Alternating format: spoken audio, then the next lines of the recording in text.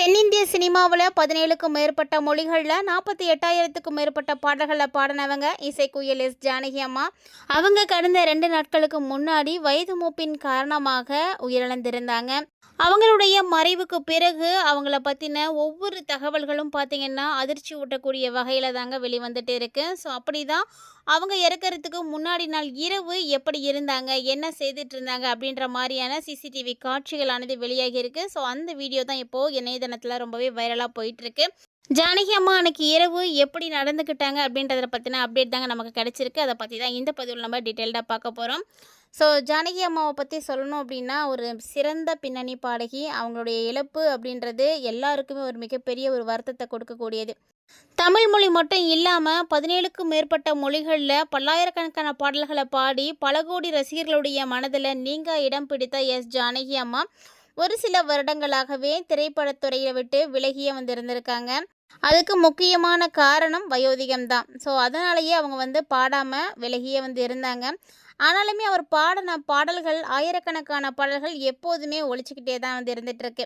மக்கள் மனதில் நீங்கள் இடம் பிடித்த எஸ் ஜானகி அம்மா அவங்க இறக்கிறதுக்கு முன்னாடி நாள் என்ன பண்ணிகிட்டு இருந்தாங்க அப்படின்ற மாதிரியான விஷயங்களை அவங்களுடைய பேத்தி அப்சராவும் அவங்களுடைய மருமகளும் நிறைய பேட்டிகளில் கொடுத்துருக்காங்க, பகிர்ந்திருக்காங்க. அதை பற்றின சிசிடிவி காட்சிகளில் நம்ம பார்க்கும்போது எப்போவுமே ஜானகி அம்மாவுக்கு சாப்பிட்ட உடனே போய் தூங்கக்கூடிய பழக்கம் கிடையவே கிடையாதாங்க. சாப்பிட்டு முடிச்சுட்டு அவங்களுடைய மருமகள் அப்சரா, அவங்க பேத்தி எல்லாரும் கூடயும் அன்னைக்கு ஸ்டுடியோவில் என்ன நடந்துச்சு, எப்படிலாம் பாடினாங்க, நான் என்ன தப்பு பண்ணேன், என்னை என்ன மாதிரி கரெக்ஷன் பண்ணாங்க, நான் என்ன அன்றைக்கி கற்றுக்கிட்டேன் அப்படின்ற மாதிரி எல்லா விஷயங்களையுமே வீட்டில் ஃபஸ்ட்டு ஷேர் பண்ணிட்டு தான் போய் தூங்கவே போவாங்களாம்.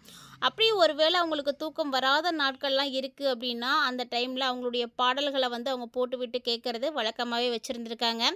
ஸோ அப்படி தான் வயது மூப்பின் காரணமாக அவங்க திரைத்துறையை விட்டு விலகி இருந்தாலுமே கூட அன்னைக்கு இரவு அவங்களுக்கு என்ன தோணுச்சு அப்படின்லாம் தெரியல. அவங்களுடைய ஃபேமிலி ஃபோட்டோஸ் எடுத்து வச்சு பார்த்துட்டு இருந்திருக்காங்க. அது மட்டும் இல்லாமல் அவங்க பாடின பாடல்களை போட்டு கேட்டுட்டு இருந்திருக்காங்க. அவங்க இந்த மாதிரி தூக்கம் வராமல் அவதிப்படக்கூடிய நிறைய நேரங்களில் அவங்க கேட்டிருக்கக்கூடியது எல்லாமே அவங்க தனிமையில் இருக்கும் பொழுது அவங்களுடைய மனசுக்கு ஆறுதல் தரக்கூடிய வகையில் இருக்கக்கூடிய பாடல்களை கேட்குறத வழக்கமாக வச்சுருக்காங்க. ஸோ அவங்க பாடின பாடல்களே அவங்க நிறைய முறை போட்டு கேட்டிருக்காங்க. எப்போல்லாம் அவங்களுடைய மனசுக்கு அவங்களுடைய கணவருடைய ஞாபகம் வருதோ அப்போல்லாம் அவங்களுக்கு பிடித்தமான பாடல்களை அவங்க கேட்டு ரசிச்சுட்டு இருந்திருக்காங்க. ஸோ அந்த இசை மட்டும்தான் அவங்களுடைய வாழ்க்கையை ஒரு அமைதியை கொடுத்துருக்கு. அந்த அமைதியும் கடந்த வருஷம் ஜனவரியோடையே போயிடுச்சுன்னு சொல்லணும். ஏன்னா அவங்களுடைய ஒரே ஒரு மகனான முரளிகிருஷ்ணா அவர்கள் எப்போ இறந்தாங்களோ அப்போவே அவங்களும் உடஞ்சி போயிட்டாங்க. ஸோ அப்போலேருந்தே சரியாக சாப்பிடாம தூங்காமல் ஏதோ நம்ம உயிர் வாழ்ந்துட்டுருக்கோம் அப்படிங்கிறதுக்காக மட்டும் மருந்து மாத்திரைகளை எடுத்துக்கிட்டு அப்படியே இருந்திருக்காங்க. ஸோ இந்த ஒரு ரீசனாகவே இருந்திருக்கு. ஏன்னா அவங்களால அதை தாங்கிக்கவே முடியல. கணவருடைய இழப்புக்கு அப்புறமா தன்னுடைய மகன் தான் தனக்கு எல்லாம் அப்படின்ற மாதிரி அவங்களோடைய இருந்திருக்காங்க. அப்படிப்பட்ட மகனும் இல்லை அப்படிங்கும்போது அவங்களுக்கு இந்த பூமியில் வாழவே பிடிக்கல அப்படின்னு நிறைய முறை அவங்க கூட பாடக்கூடிய சிங்கர்ஸோடலாம் சொல்லி அவங்க கவலைப்பட்டிருக்காங்க, அழுதுருக்காங்க. ஸோ அம்மாவா இந்த உலகத்தில் பல கோடி மக்களுக்கு அவங்க இருந்திருக்காங்க. இருந்தாலும் அவங்களுடைய பையன் இல்லை அப்படிங்கும்போது அவங்களால அந்த விஷயத்தை ஏற்றுக்கவே முடியல. ஸோ அதிலே பார்த்திங்கன்னா அவங்க ரொம்ப உடஞ்சி போயிட்டாங்க. எத்தனை பேர் அவங்க கூட இருந்து ஆறுதல் சொன்னாலுமே கூட அவங்களுடைய மனநிலையை யாராலையும் மாற்ற முடியல.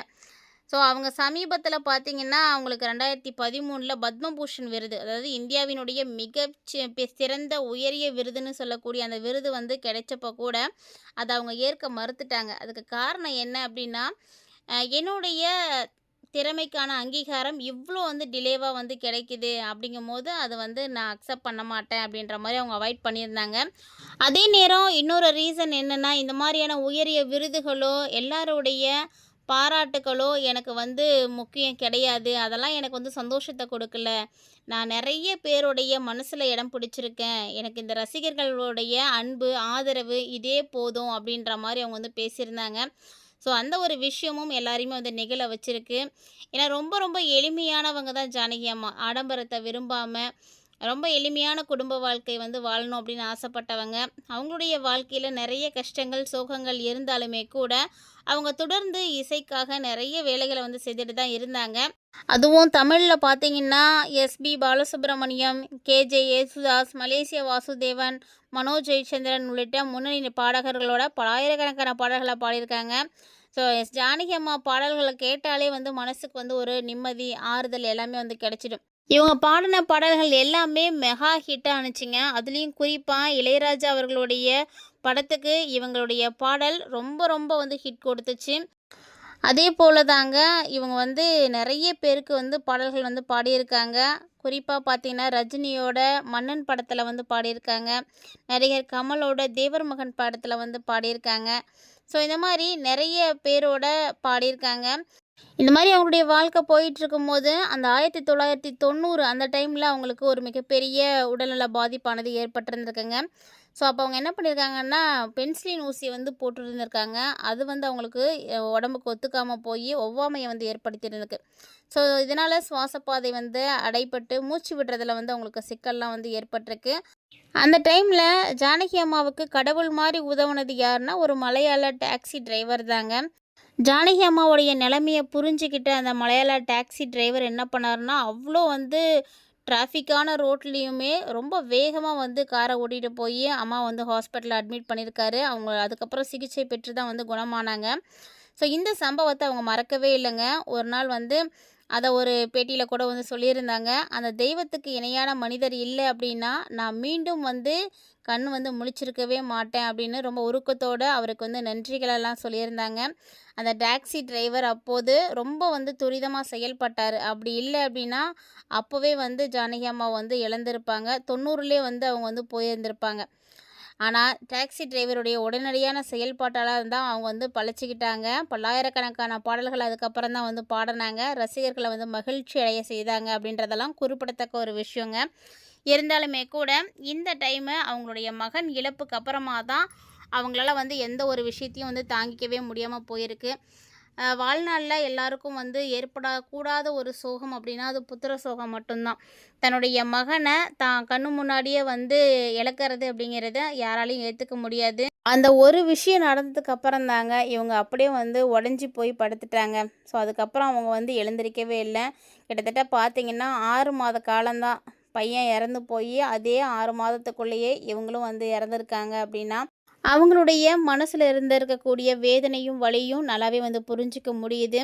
ஸோ நம்மளுடைய அன்புக்குரியவங்க நம்மளோட இல்லை அப்படின்னா இந்த பூமி நமக்கு ரொம்பவே பாரமானதாக தான் இருக்கும் அப்படின்றது தான் அவங்களுடைய இறப்பானது எல்லாருக்குமே வந்து தெரியப்படுத்தியிருக்கக்கூடிய செய்தியாக தான் வந்து பார்க்க முடியுது.